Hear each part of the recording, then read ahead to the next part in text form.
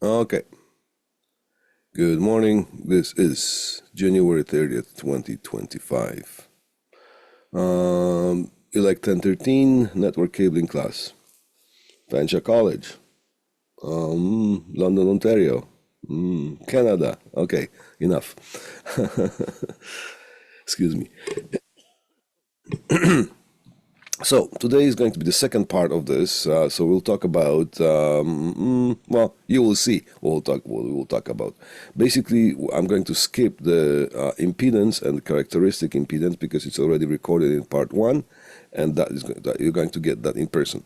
I think tomorrow. Yeah, tomorrow we're going to see each other. All right. So starts same as the first part. And then we're going to skip the whole bunch of things. And I think I said that twice.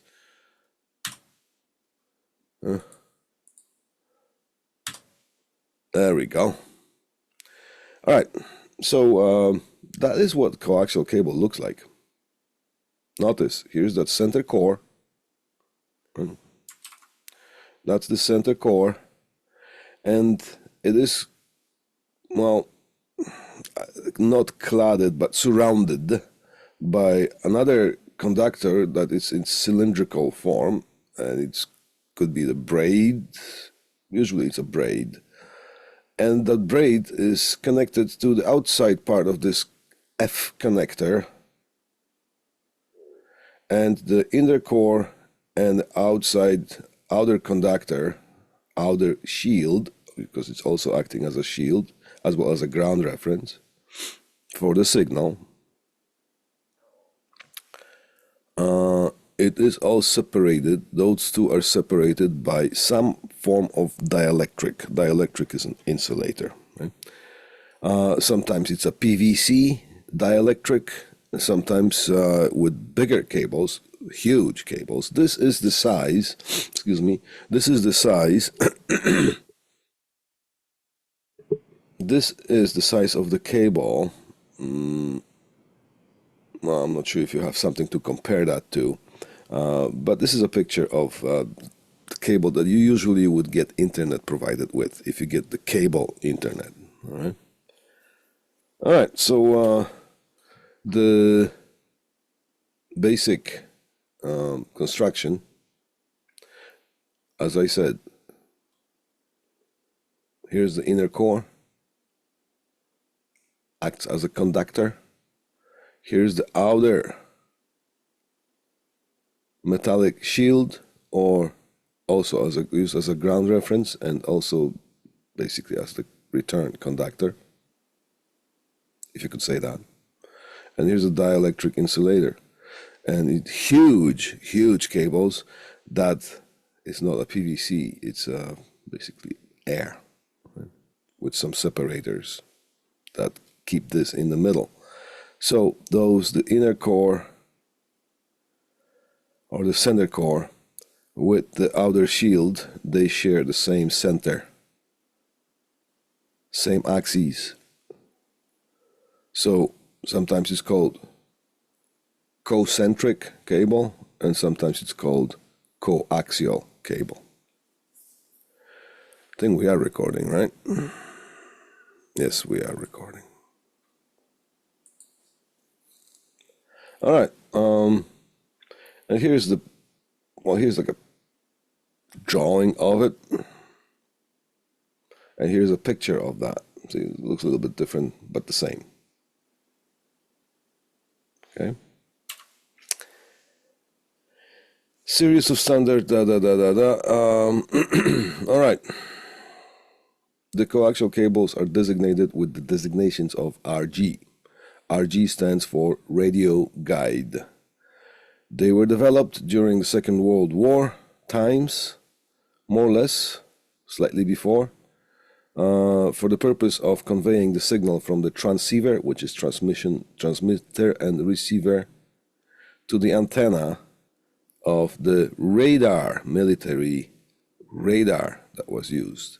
So the coaxial cable is supposed to carry a wave. You insert a wave into the cable, and the wave travels on its own further down.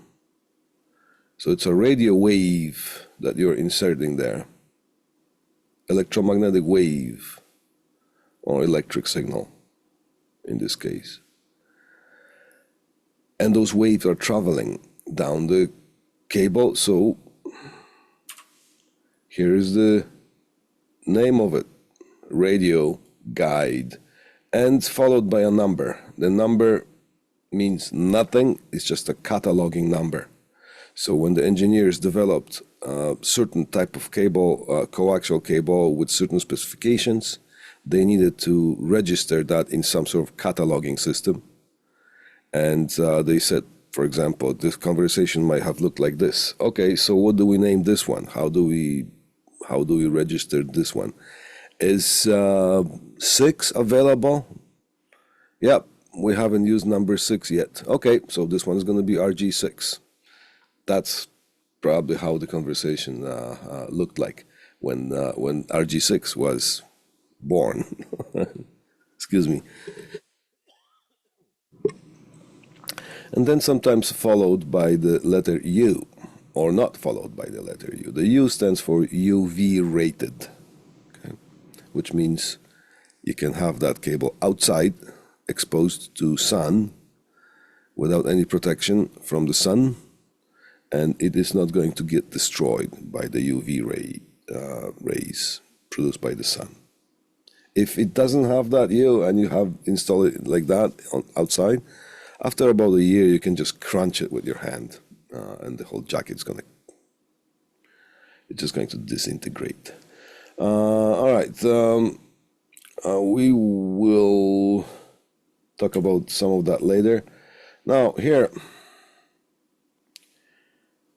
this is RG6. These are size comparisons. RG6 is the cable that if you order internet, and the company provides the internet to your house in the form of cable internet through the cable. That's the kind of cable you're going to see, RG6. That's the size of the cable. Now, RG59 is slightly smaller in diameter, obviously lighter. And there's another RG11 that we're going to talk about. There are more RGs, but we're just going to talk about 4. We're going to talk about these 4. You see, there are 3 kinds of people in this world. Ones who can count and the other ones who can't. So here you can see 4 cables. RG 11 is much bigger in comparison to RG6. Of course, actually, it's the biggest one out of these 4. And there's the 4th one, invisible. It's RG58. I didn't put that on, but I also want to talk about it. Okay? Now, here, we're going to skip this whole part on impedance and characteristic impedance, which we're going to get the lecture on that tomorrow.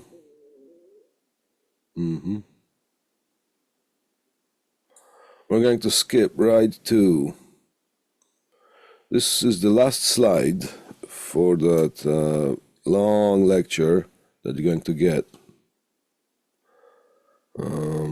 Where's that F5? Function F5, there we go. And this is the last slide for that. Will the characteristic impedance change if the total length of coaxial cable changes? No, it won't, but you'll be able to answer that after the lecture tomorrow. Here's something, some background that we need to know. Why do we need to match the impedances as we interface different parts of the whole transmission system? I'm talking about connecting a cable of certain, that's called characteristic impedance, which is the entry, the impedance on the entry of the cable. The impedance that the transmitter sees, the impedance that the output of the amplifier, of the radio amplifier sees when it's connected to that cable.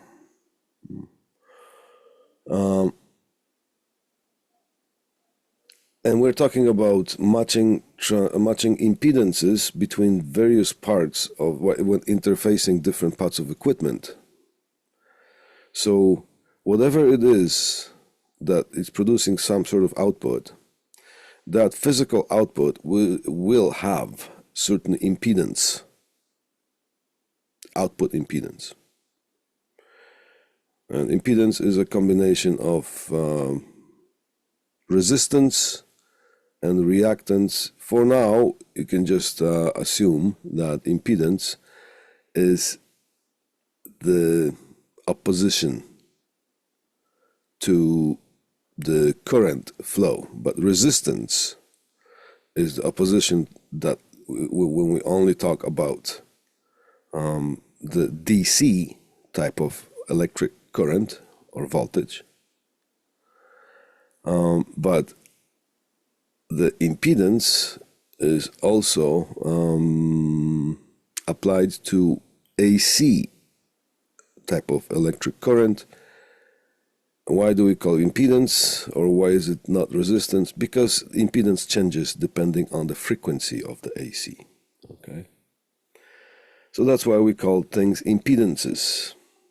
Why do we need to match the impedances of whatever outputs the signal to whatever the signal is going in? It will be input of whatever other device that the signal is being injected to from the output of the other device. All right. The impedances need to be matched for something, so something can be accomplished, something important can be accomplished, and it's called maximum power transfer. So we don't lose any signal. And we can lose signal fast if the impedances between whatever and whatever else, if they are not matched, we can lose signal very fast.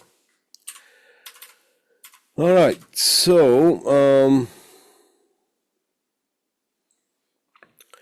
here's the coaxial cable applications. We're going to talk about that for now.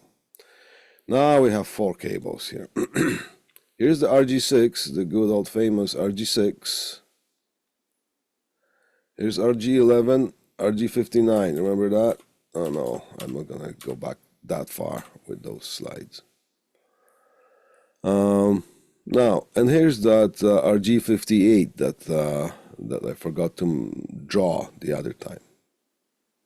All right, let's take a look at somewhere smack in the middle here. RG6 applications. Mostly in the past, it was the cable television. It was the most convenient way to deliver cable TV. You're talking late 60s, 70s, 80s, 90s, and part of 2000s. Later on, the signal became digital. It still goes through the cable, but it's not the way it was before. And a lot of the signal goes through the internet right now through fiber optics. So, hey. Closed circuit television. Right now, mostly this is referred to as the surveillance cameras, security cameras. However, closed circuit television systems were implemented in other ways as well. Like, for example, if some sort of a building would have a network of televisions in every room. Some of the high schools, elementary schools, as an example, they would have those big TVs hanging, those cathode ray tubes, they would be hanging from the brackets on the walls or from the ceilings. Then they would be connected or networked together in the form of closed circuit television system. Now you can transmit any channels, any channel, like usually will be higher channels like 50 something, 58, 59, and 60, for example, or 61, 62, 63. There will be the channels reserved because you will have those modulators running. those channel modulators, and depending on what you want to transmit on which channel, you would shoot to that modulator, and it would just shoot that signal down the pipes, which would be the coaxial cable, and the coaxial cable would be tapped out every so often to run the signal to the TV. And of course, aside from that, the signal from the city could be also injected into that system. So you could have the regular channels from whatever the cable provider was, plus you would have 2, 3, or 4, whatever amount of channels on your own if you want to produce that. The very popular usage of that was the high schools broadcasting classes, when they had if there was a high school that had broadcasting class, they would maybe every Friday or whatever day of the week, they would just transmit their newscast or whatever they had to offer every week, so the whole school could, like some good journalists came out of those programs, right? Now, internet in the form of broadband, and I put that thing in a slight orange kind of color, because we will talk about that later, but we are mentioning it now. And later, I mean later in this presentation, actually. Okay, antennas to introduce a signal from the transmitter and receiver or transceiver to antennas, transmitting antennas or receiving antennas. Now here, things that we are interested in as far as the specs. Frequency limit, bandwidth, up to 1000 megahertz, which is 1 gigahertz. Why couldn't I just say 1 gigahertz? I could. However, it just so happens that within the technical jargon of the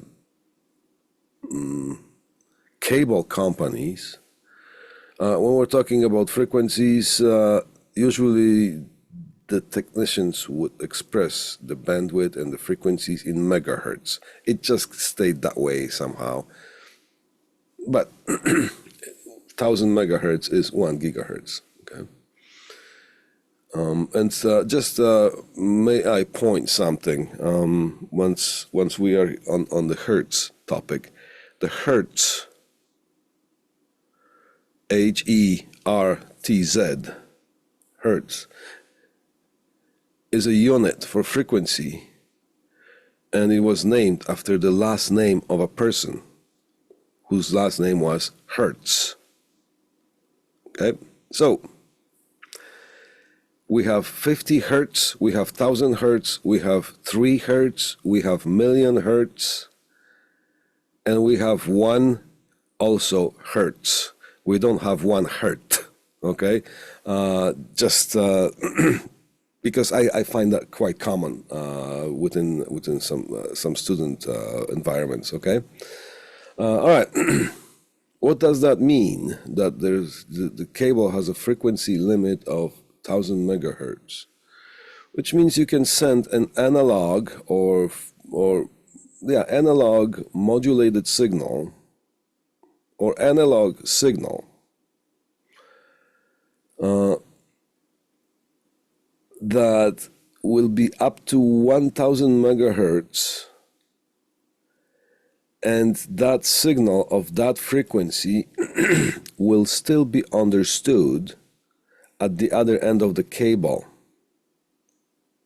If you transmit the signal of higher frequency, you could get some different misinterpretation of a signal, which basically you don't get that signal. The signal gets lost.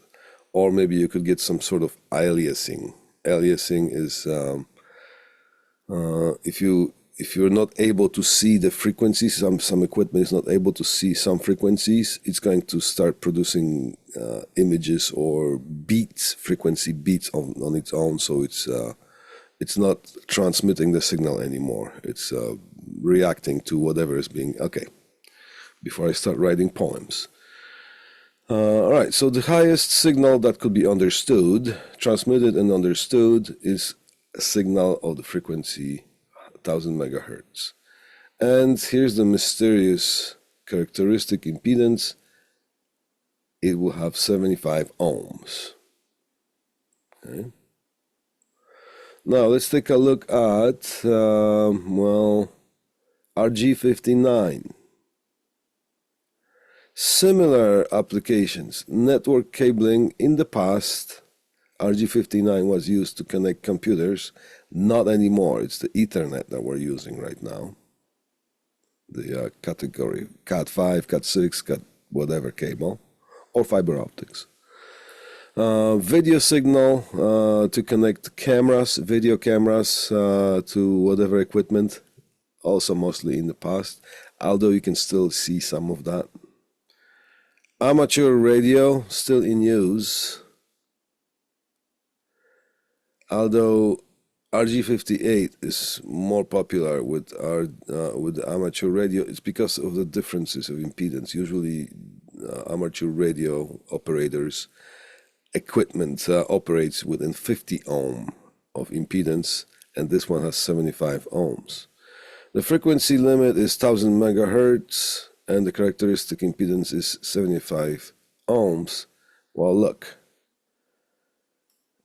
it doesn't seem like there's much. Well, there's no difference here in this chart between RG59 and RG6.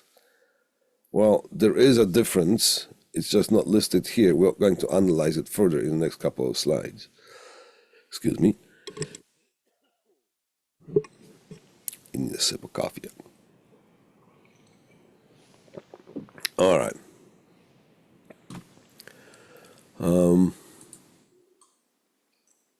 RG11. Cable television, mostly in the past. CCTV, internet, broadband. Again, we'll talk about what that is. For antennas, and frequency limit is 3000 megahertz. So, it's quite more efficient when it comes to bandwidth. And impedance is 75 ohms. Then there's that RG58, mostly amateur radios for antenna signal.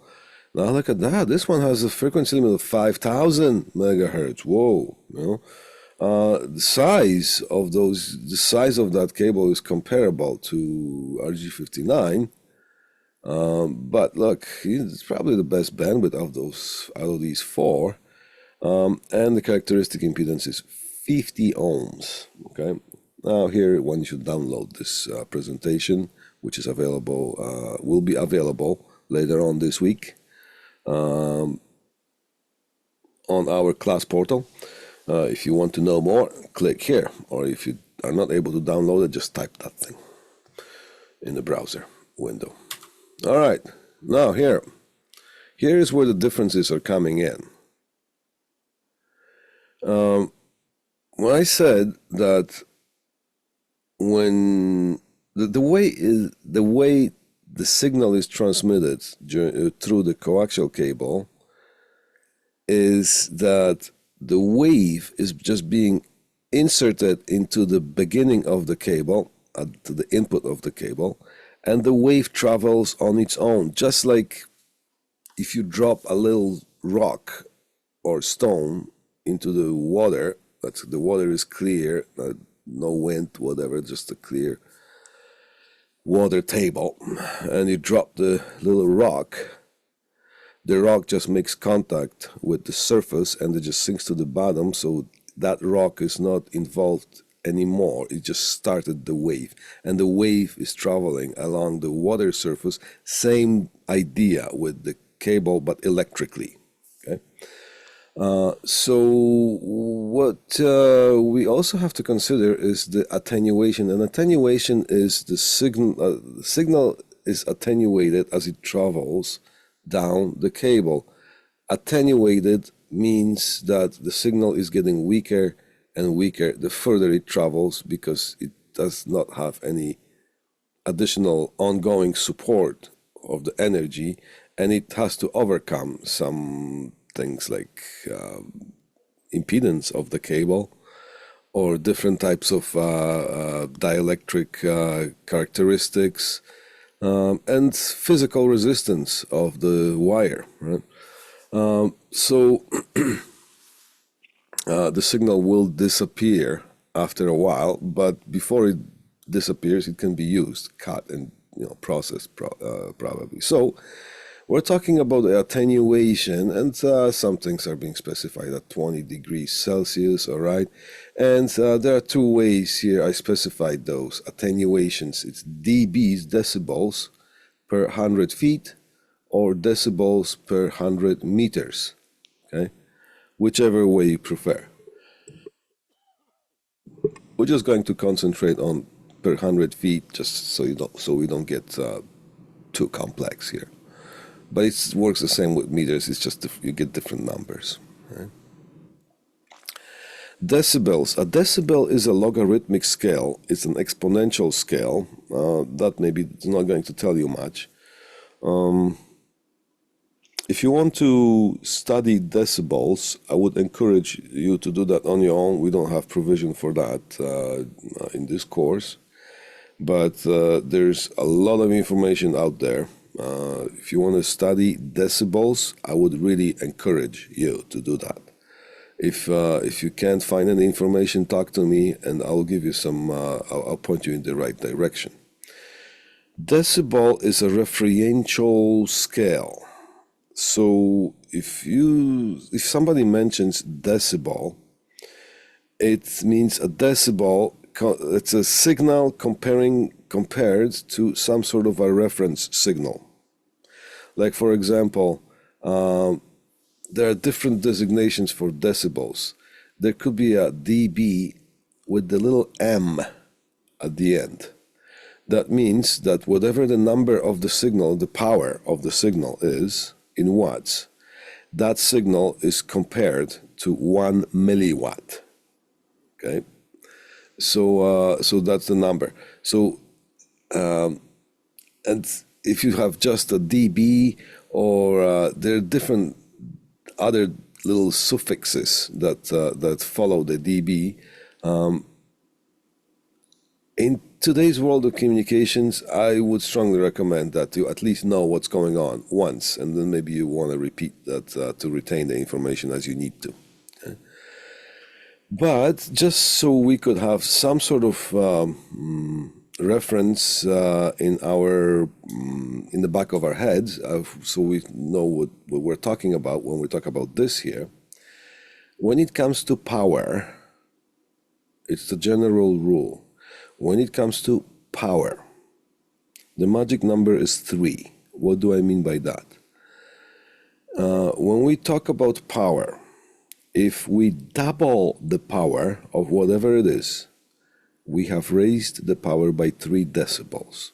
So here's an example. Here's an amplifier, audio amplifier, that is transmitting a signal to the speaker, and the speaker is pumping out the volume of 100 watts. You raise that 3 decibels, you get 200 watts. Then that you raise another 3 decibels, you get 400 watts. You raise 400 watts, 3 decibel, you get 800 watts. Okay, get the idea? So the decibel scale help us to graph things that on regularly, A4 type of sheet, which is like a letter size, or smaller graphs, that normally if we didn't do that decibel referential scale, it would take us maybe 2 kilometers to produce the same graph. So with the power, the magic number is 3. And just so you know, when it comes to voltage or current, the magic number is 6.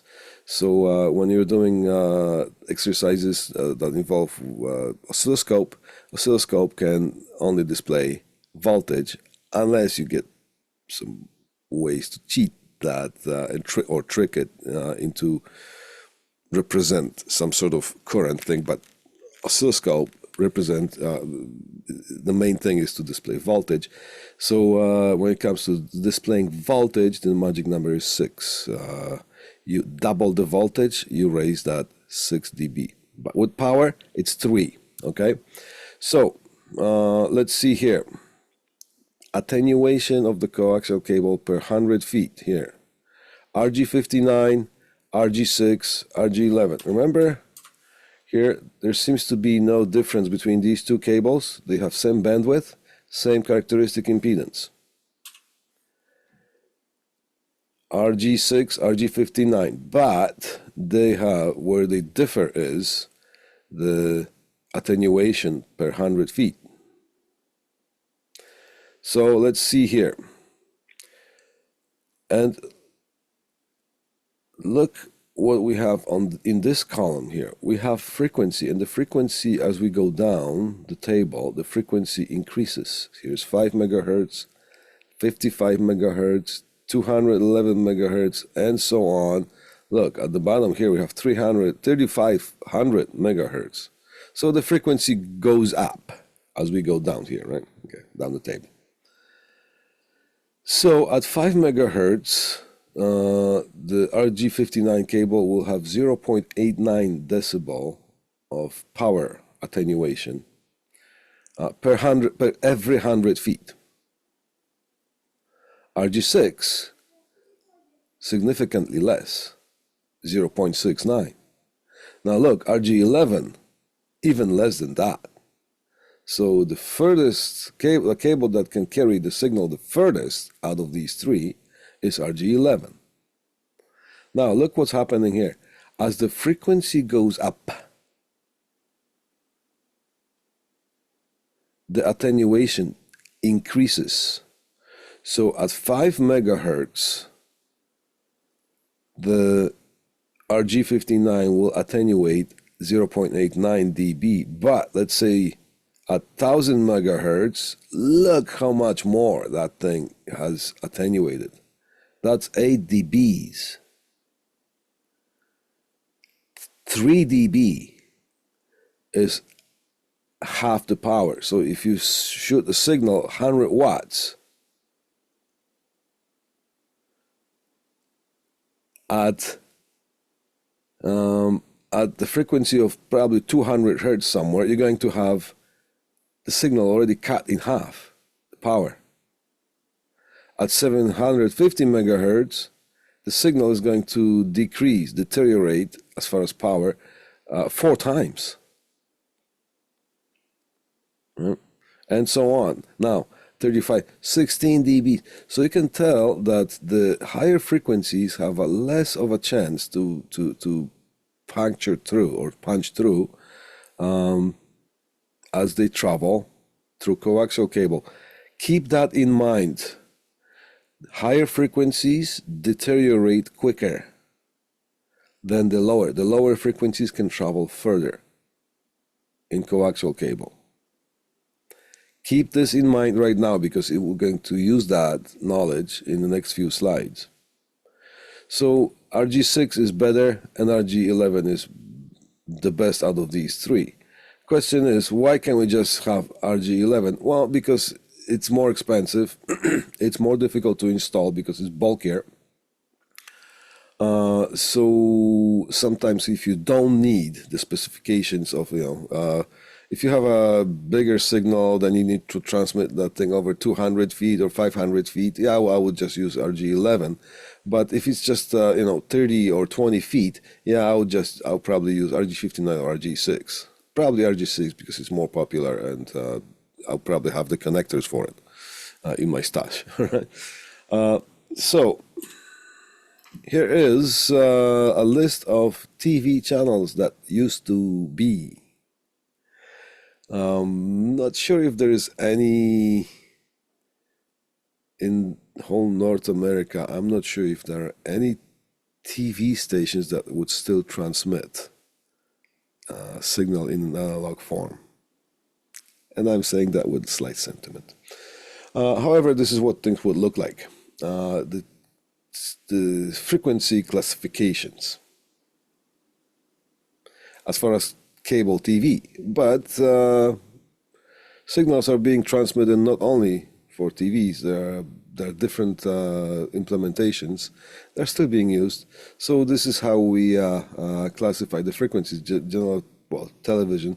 So here's the VHS band, low band, mid band, high band, super band, hyper band, and so on. And these are the numbers of the hertz that represent that.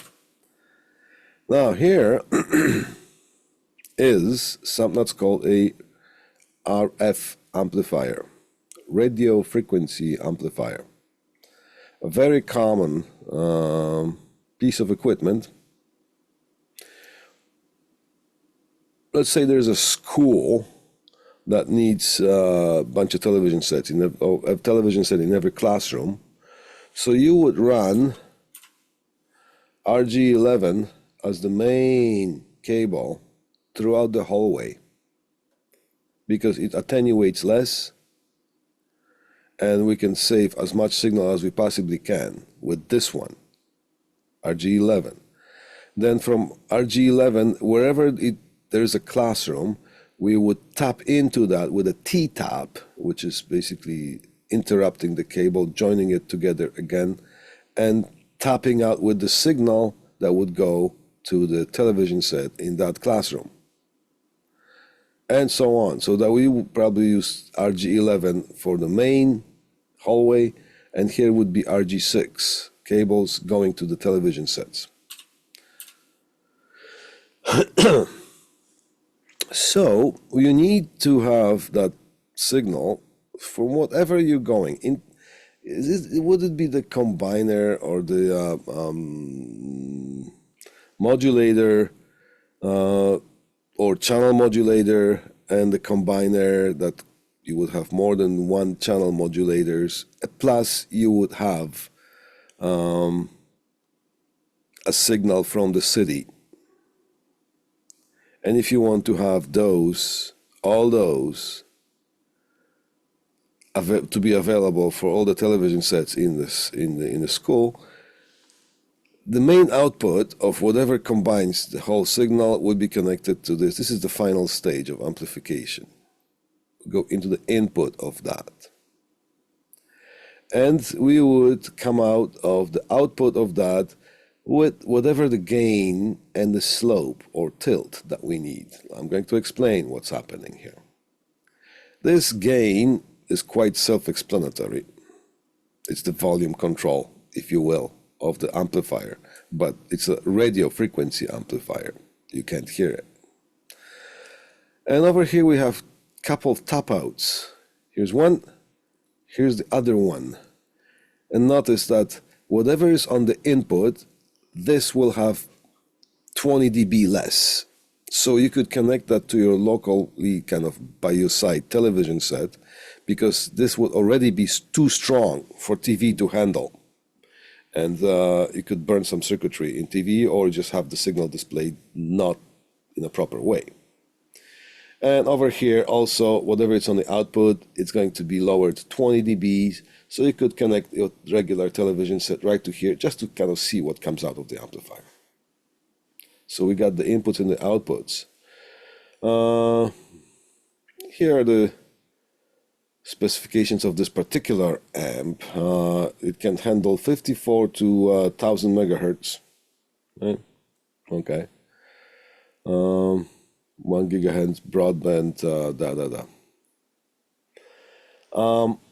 and here is the tilt.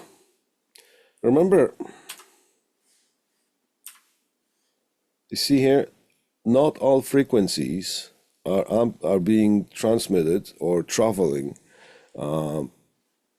in the same way through the coaxial cable. The higher frequencies deteriorate quicker.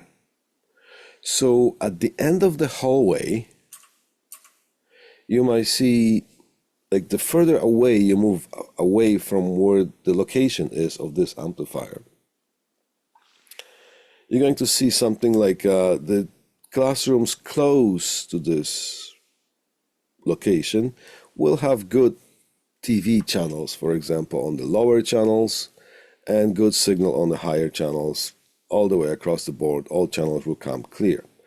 As you go further and further, remember the frequencies, the high frequencies are not able to travel as freely as the low frequencies.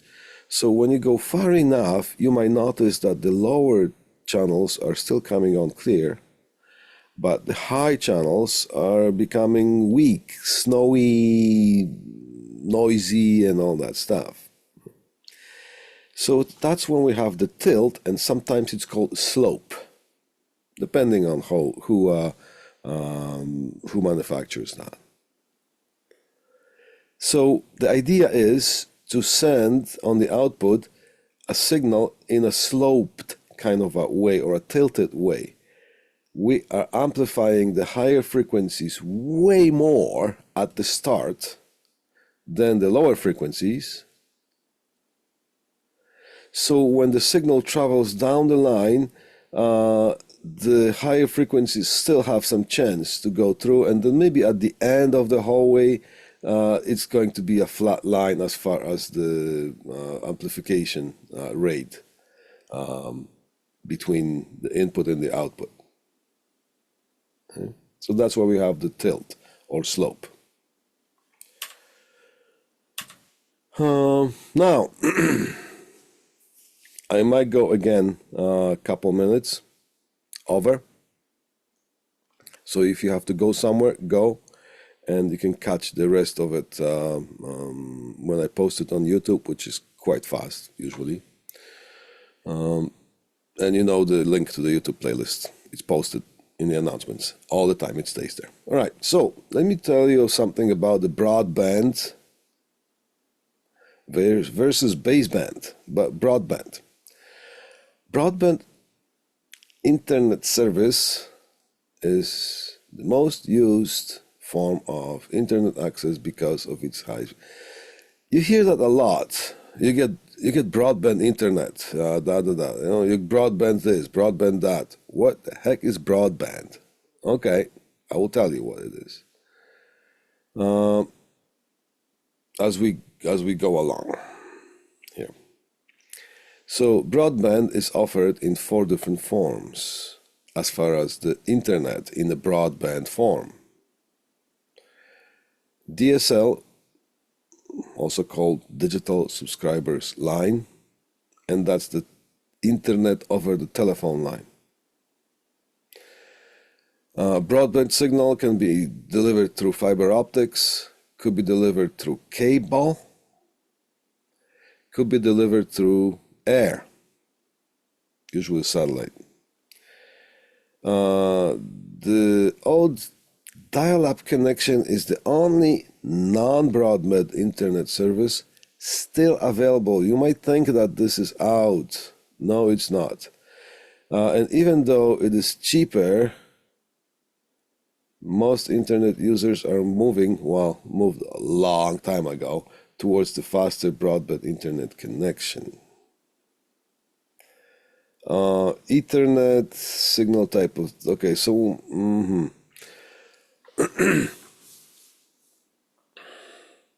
in a broadband type of transmission, you have all the frequencies, all the channels present in the medium, in this case a cable, at the same time. Everything is present in that cable. What you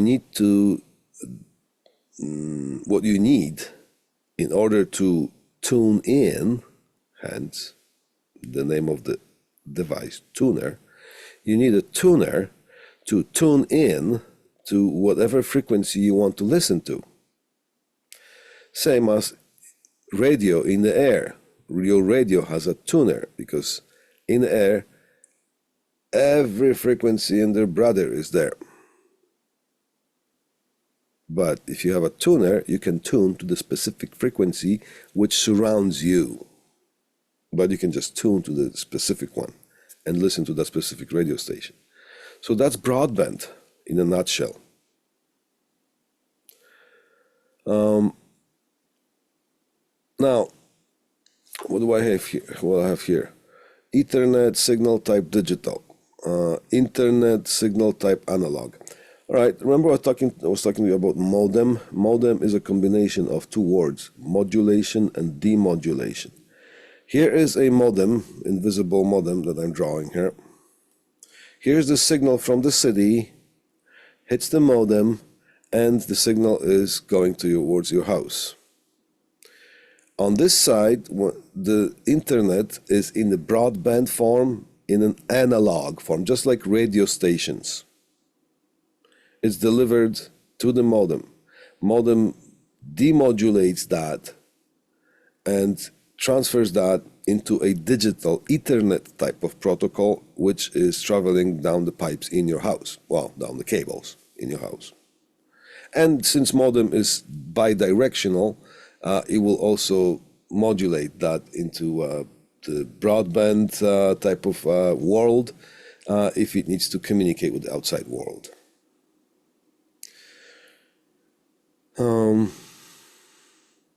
So Ethernet signal is type of digital on the other side of the modem, or our side of the modem. Best delivery method is time division multiplexing. That's when we talk about baseband, but we're talking of, okay, forget the baseband for now. Concentrate on broadband. Internet signal type is analog on the other side of the modem, on the outside. And we use something that's called multiplexing.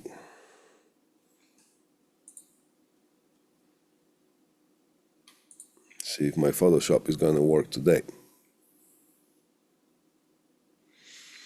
Once that thing starts, maybe I won't need that. I'm just trying to see if I need a board to explain some things. Because you need to know what I'm talking about when I say multiplexing.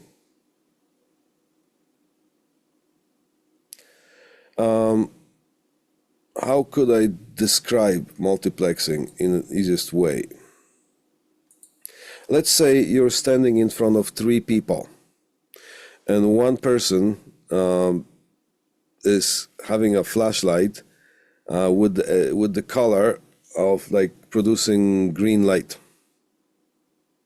and it's flashing at you with certain type of message. Then the other person standing beside that second person has a flashlight that has red light, and it's flashing at you. The person is flashing at you. And the third person would have maybe a blue light that is flashing at you.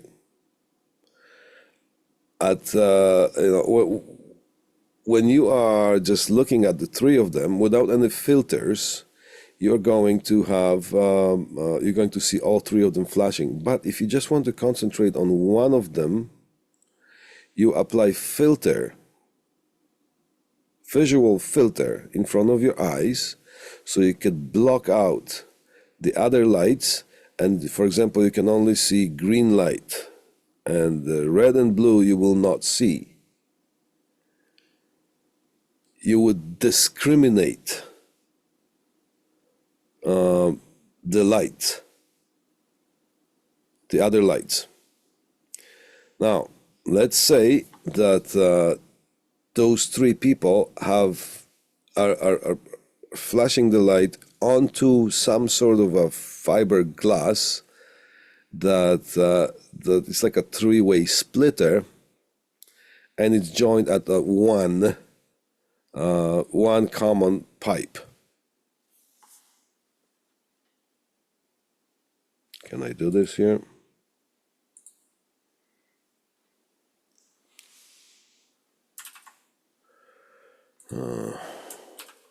Okay.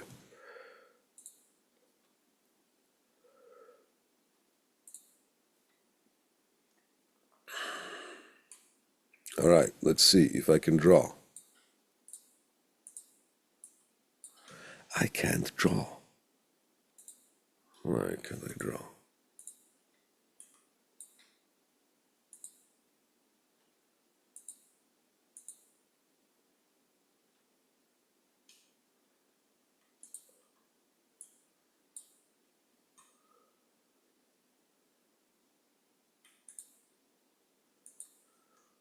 That beats me here. I can't. Here's a pencil tool.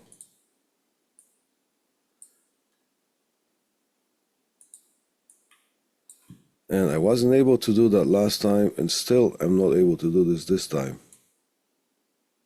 Something is not happening. I can't use my board. But anyways, let's say that those three people are flashing the light into a three-way splitter that joins at one fiberglass rod.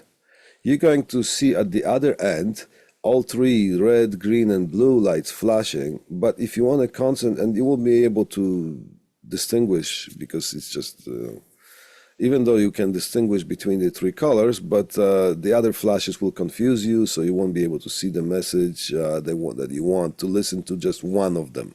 Let's say you want to listen to the blue person or get the message from the blue person. Then you could put a filter in front of your eyes to block out the other colors, and you only will see the blue light. So that little splitter that joins at one common point, it's the multiplexer. It multiplexes all of those and sends them one common pipeline. What you are doing at the other end, you are demultiplexing. You just want to concentrate on one of them, even though all three of them are present there, because that would represent the broadband type of a signal. All signals are present at the same time. Now, the opposite of broadband is baseband. Also multiplexing is used, but different type of multiplexing. In broadband multiplexing, you have something that's called frequency division multiplexing.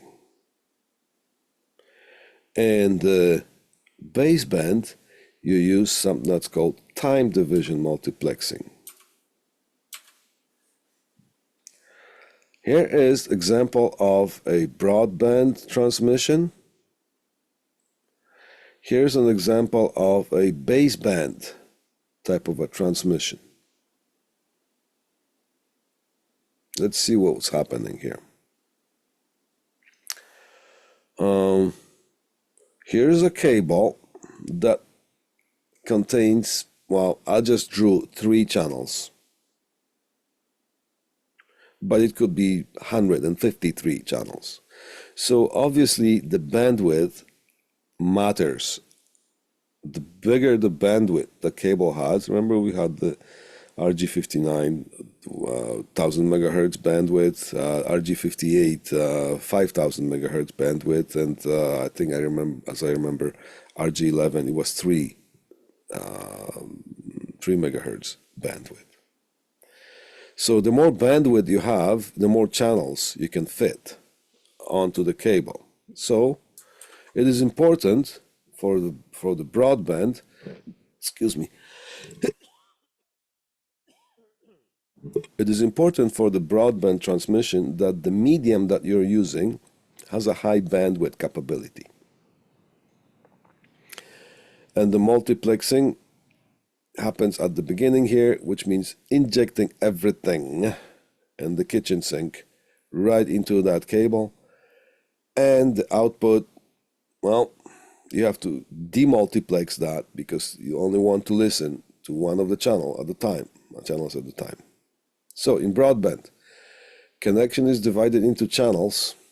Each channel occupies a space within all the spectrum that the medium can handle.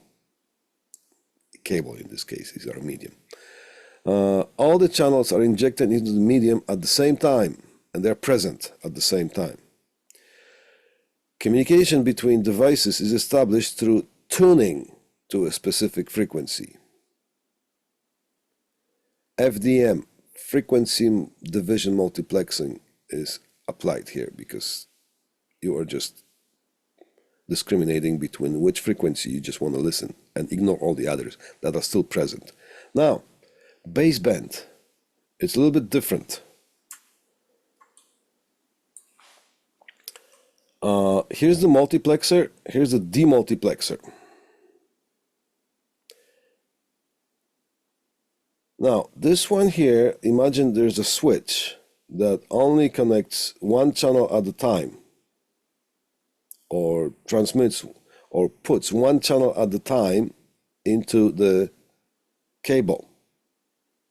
So at some point it transmits channel A, then it switches to transmitting channel B, then it switches to channel C and D, and it repeats. It just goes in circles. If you do that extremely fast,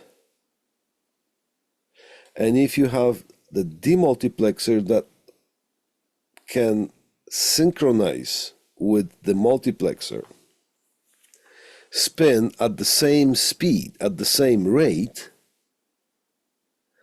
then you can have 4 different outputs out of here. And if that thing is the switching is happening very fast, then we might not notice the times that things are being switched. So if we are having telephone conversation on this channel between the A recipient and the A transmitter, those two people will think that they have a dedicated cable because the switching is happening so fast, like extremely fast. So the cable is supposed to handle, we're not looking for a high bandwidth of that, because we only need the bandwidth for one frequency. So yes, you need a little bit of a tuner, but the tuner stays. Just at the same frequency, okay? But time division multiplexing is applied because this cable here is using as a time share basis. So only one channel at the time, at any given time, only one channel is transmitted through that pipe. So here's the difference between the time division multiplexing and the frequency division multiplexing. So in baseband, there is no channel division. There's only one channel, but the time sharing happens. Each communication link occupies all the bandwidth that the medium can handle.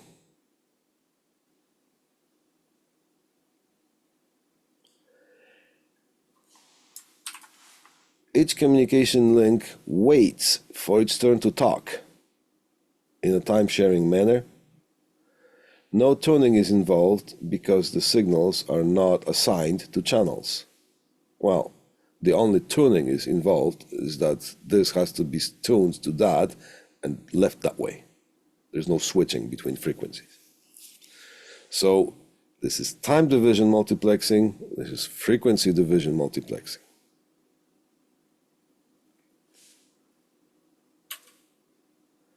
Now, let me talk to you about the dial-up connection.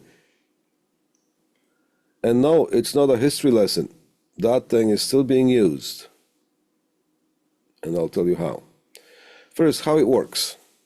You see those old US robotics modems, and you can still buy a new one these days. It's a dial-up modem. How we used to connect to internet before was that we connect to the phone line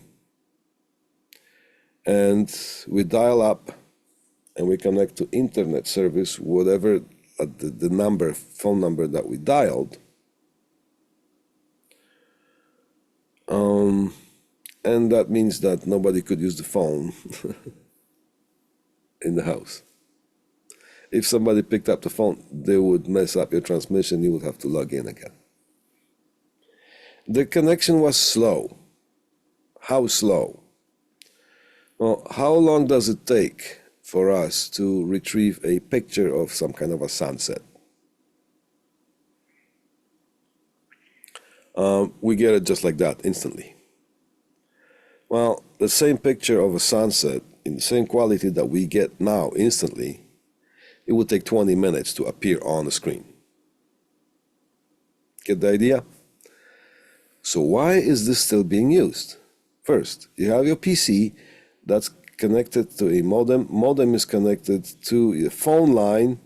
Phone line is connected to the local exchange, the CO exchange, the central office, which is the city telephone network.